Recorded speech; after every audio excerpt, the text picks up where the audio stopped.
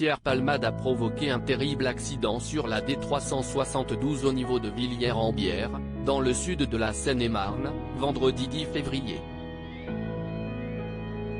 Il a percuté une Mégane, et ses 3 passagers sont blessés graves, un enfant de 6 ans toujours plongé dans le coma artificiel, son papa et une femme enceinte qui a perdu son bébé. Autour de ce sombre accident, il y a aussi la recherche active de 2 hommes, qui accompagnaient Pierre Palmade dans sa voiture et qui ont pris la fuite.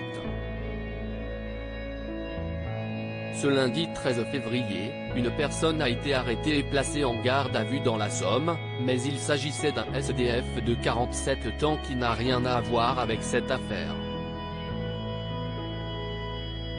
Alors que des membres de la famille des blessés de la Mégane se sont exprimés, alors que les jours de Pierre Palmade ne sont plus en danger, si est-il la sœur de l'humoriste qui a pris la parole. Comme rapporté par l'AFP, Hélène Palmade a confié, aussi vain que cela puisse paraître, Pierre leur demande pardon, a-t-elle livré, ce mardi 14 février. J'ai pu voir mon frère Pierre à l'hôpital, a-t-elle indiqué, alors que l'artiste de 54 ans vient d'être transféré du service de réanimation à celui de chirurgie digestive du Kremlin-Bicêtre. Selon elle, Pierre Palmade se réveille peu à peu et réalise l'horreur de ce qui s'est passé, de ce qu'il a causé.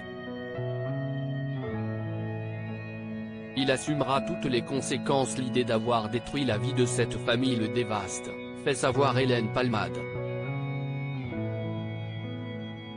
Il prie, et nous avec lui, pour que les victimes, s'en sortent avec le moins de séquelles possible. Il prie vraiment. Il ne pense qu'à eux. Il assumera toutes les conséquences de ses actes avec la conscience terrible qu'il ne pourra jamais réparer le mal qu'il a fait. Aussi vain que cela puisse paraître, Pierre leur demande pardon du plus profond de son âme. Rappelons que Pierre Palmade a 4 côtes cassées et quelques blessures annexes. Ses jours ne sont plus en danger. Il va être suivi en chirurgie digestive au Kremlin-Bicêtre, son état n'étant plus inquiétant. Sa garde à vue pourrait donc démarrer dans les prochaines heures, les médecins l'ayant autorisé à quitter la réanimation. Les jours de la femme enceinte, qui a perdu son bébé, ne sont plus en danger mais son état est toujours très préoccupant. Quant au petit garçon de 6 ans, il est toujours dans le coma artificiel et son père polytraumatisé a subi au moins 5 opérations, et se trouve toujours dans un état grave.